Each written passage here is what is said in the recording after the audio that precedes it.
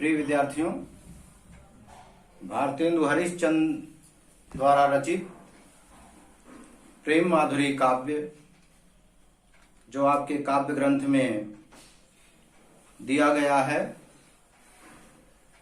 उसके निमित्त मैंने इसके पूर्व एक छंद की व्याख्या आपके सामने प्रस्तुत की थी। आज उसके आगे क्रमशः दूसरे छंद की व्याख्या करने की कोशिश कर रहा हूं। और भारतेंदु जी से मुझे याद आया, भारतेंदु जी के मंडल के सभी कवि, साहित्यकार, पत्रकार भी थे पेशे से। तो एक बंधु इनके कहते हैं कि वो मिलने आए किसी से, तो बड़ी समस्या हुई। तो उन्होंने लिखा कि नागने को नाले पड़े, पावन में छाले पड़े, झेलने कसाले पड़े, तऊ लाल लाले पड़े, रावरे दरस को। ठीक वही स्थिति हमारी बन रही है। आप तक बात ठीक से पहुंचाई जाए, इसके लिए ये तमाम चीजें हमें करनी पड़ रही हैं। ब्लैक बोर्ड पे मैंने लिखा हुआ है ताकि आप देख भी सकें, अर्थ भी समझ सकें। यद्यपि मैंने विद्यार्थियों से अनुरोध किया था कि वो पुस्तक समक्ष रखेंगे और लेक्चर सुनेंगे तो कोई समस्या नहीं आएगी। आइए तो द्वितीय छंद हम देखते हैं, जिसमें प्रेम का आदर्श रूप दिखाई देता है। भारतीय संस्कृति, भारतीय सभ्यता में शकुन और अपशकुन शास्त्र का भी अपना स्थान है। तो यहाँ कुछ उसका भी वर्णन आया है। आइए, नायिका का पति परदेश जाने को है। ऐसे में नायिका पति के वियोग की आशंका से आशंकित है और अपने प्रियतम से कुछ कह नहीं पाती। उसकी जो मन स्थिति बनती है, उसका बखूबी वर्णन इस छंद में किया गया है। भारतेंदु जी ने कितने सुंदर ढंग से इसे पिरोया है। आइए हम देखते हैं। रोकहि जो तो अमंगल होए, और प्रेम न सह जो कहीं पिय जाइए। जो कह जाहु न तो प्रभुता, जो कछु न कह तो स्नेह नसाइए। और जो हरिचंद कह तुम्हारे बिनु, जीहन तो यह क्यों पति आइए। इतासो पयान समय तुम्हारे हम, का कह आप हमें समझाइए। आइए तो इस छंद का हम लोग अर्थ देखते हैं। रोकहि जो तो अमंगल होए, प्रेम नशे जो कहीं पिए जाइए। नायिका कहती है कि हे प्रियतम, इस समय आपके जाने से यदि मैं रोकती हूं तो अमंगल होगा, अशुभ होगा। क्योंकि हमारे वहां शकुन और अपशकुन शास्त्र में है कि कोई शुभ कार्य के लिए यदि कहीं जा रहा हो, ऐसे में उसे टोक दिया जाए या रोक दिया जाए तो अपशकुन माना जाता है। इसलिए वो नायिका कह रही है, यदि मैं आपको जाने से रोकती हूं तो अमंगल होता है। अब प्रेम नशे जो कहाँ ही पिए जाइए। एक प्रेमी, एक प्रेमिका के बीच जो संबंध है, उसका आनंद लीजिए कि प्रेमिका या स्त्री अथवा नायिका अपने पति को जाने के लिए कैसे कह सकती है। यदि वो जाने के लिए कह सकती है तो इसका अर्थ हुआ कि वो प्रेम नहीं करती, उसका प्रेम नष्ट होता है। क्योंकि प्रेम में तो प्रेमी अथवा प्रेमिका एक दूसरे को अपने समक्ष देखना चाहते हैं। नैना अंतर आओ तू, जो हम पलक झपे हो, ना देखो कित और को, ना तुम्हें देखन देऊं। प्रेम में तो अपने नजरों में बसा लेना होता है। यहां स्त्री कहती है कि यदि मैं आपको जाने के लिए कहूं तो हमारा प्रेम नष्ट होता है, यह उसकी इजाजत नहीं देता। और जो कहे जाहु न तो, यदि मैं आपसे कहूं कि जाहु न, जाओ न, तो यदि मैं आपसे ये कहूं कि आप न जाइए, यानी रोकती हूं, जाने के लिए मना करती हूं तो आपकी प्रभुता का नाश होता है, आपकी प्रभुता जाती है।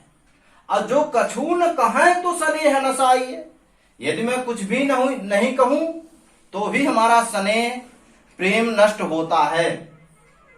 जो हरिचंद कहें तुम्हारे बिन, यदि हरिश्चंद्र कवि कह रहे हैं, कौन नायिका कह रही है कि यदि मैं ये कहूं कि तुम्हारे बिन, तुम्हारे बिना जी हैं न जी हैं, जी नहीं सकती, तो यदि नायिका ये कहे कि तुम्हारे बिना मैं जी नहीं सकती, तो यह क्यों पति आई है, तो भला आप विश्वास क्यों करेंगे।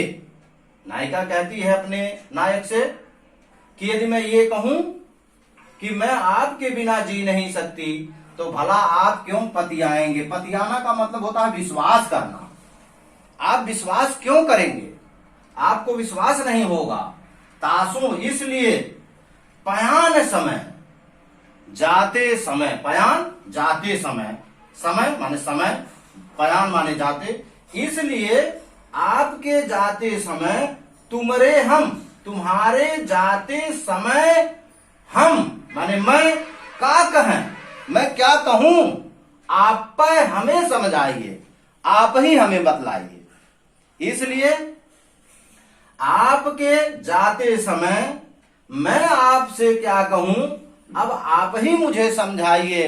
अर्थात यहां नायिका ऐसी मनोस्थिति में है कि वह कुछ कह नहीं पा रही है, कुछ कहने की स्थिति उसकी नहीं बनती है।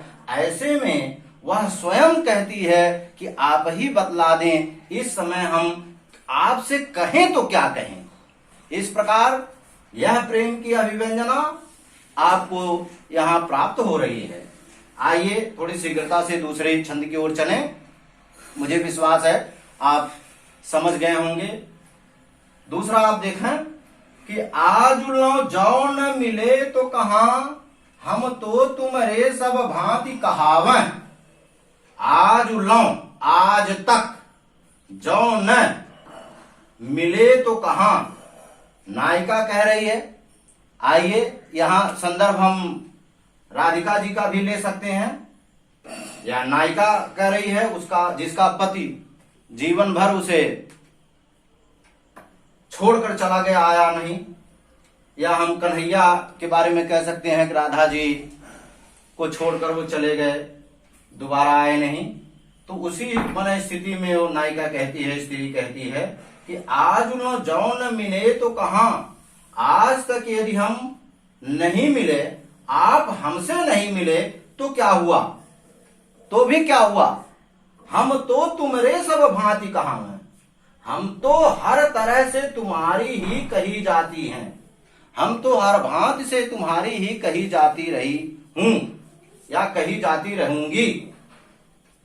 मेरो उराहनो है कछुनाई, मेरो मेरा उराहना, उलाहना, शिकायत, कंप्लेन, मेरा आपसे कोई उराहना नहीं है, कोई शिकायत नहीं है, कछुना है, कुछ भी नहीं है।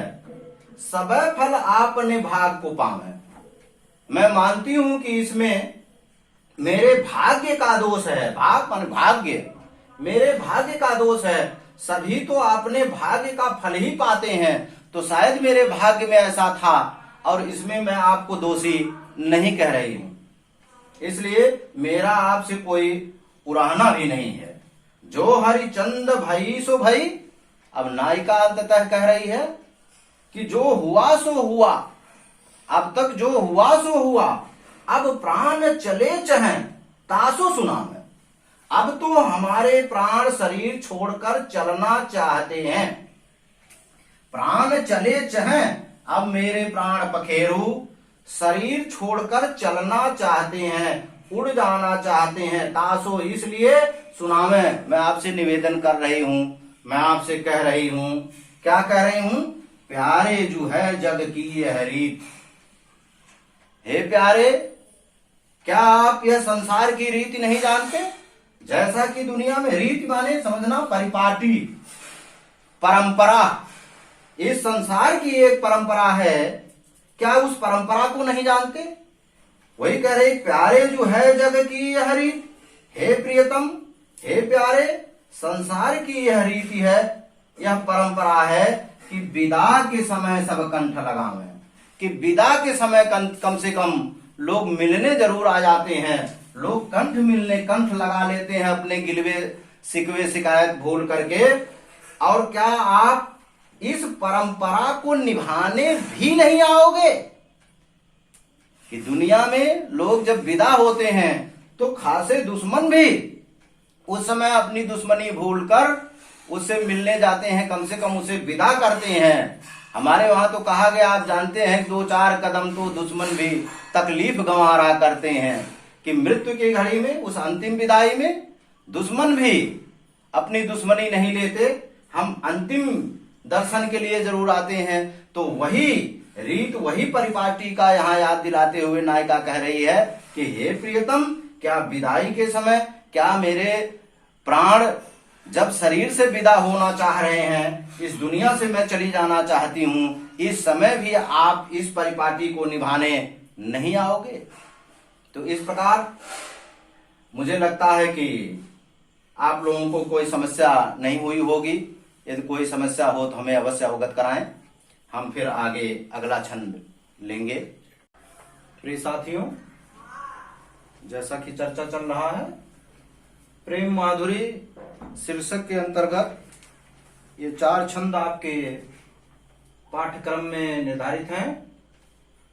3 की व्याख्या हो चुकी है, इस चौथे की व्याख्या हम लोग देखेंगे। आइए छंद पढ़ते हैं। कि व्यापक ब्रह्म सब थल पूरन है, हमहु पहचानती हैं, पै बिनानंद लाल बिहाल सदा, हरिचंदन ज्ञान ही ठानती हैं। तुम उधोय है कहियो उन सो, हम और कछु नहीं जानती हैं, पिय प्यारे तिहारे निहारे बिना, आखिया दुखिया नहीं मानती है।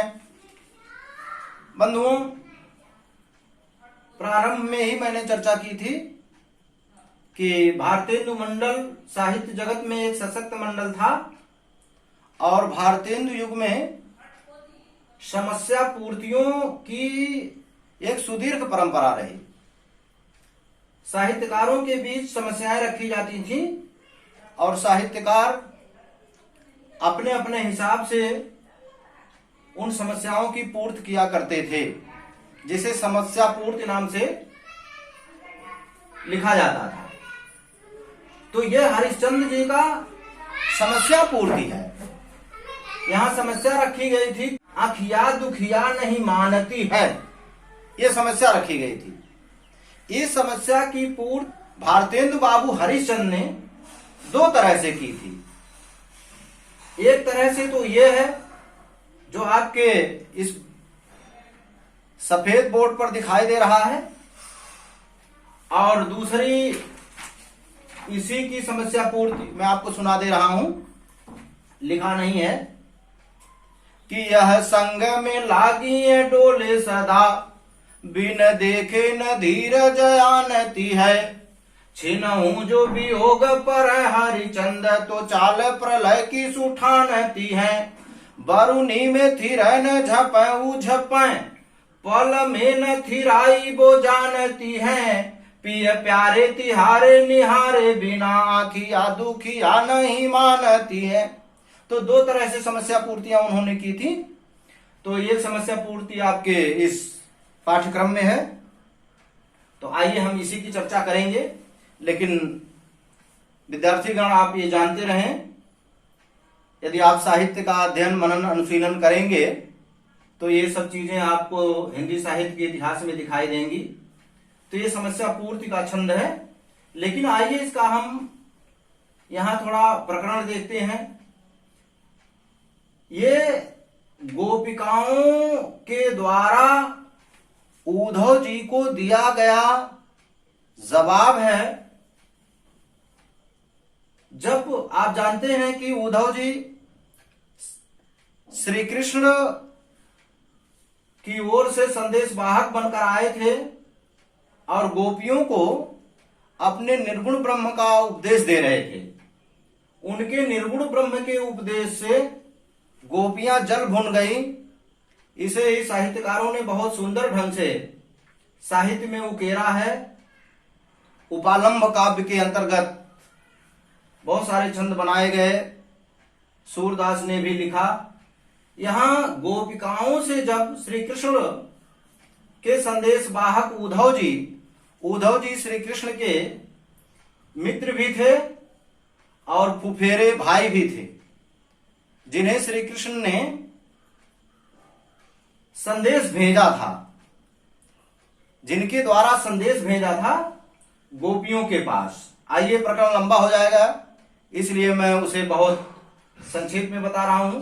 तो जब उद्धव जी गोपियों के पास आते हैं, गोपियों को कहते हैं कि श्री कृष्ण को भूल जाइए, ये क्या पागलपन है, आप निर्गुण ब्रह्म की उपासना करिए, यही शाश्वत सत्य है, वही हर जगह है, वही हर जगह समाया हुआ है, और जो आप देख रही हैं ये दृश्यमान जगत स्वप्न है।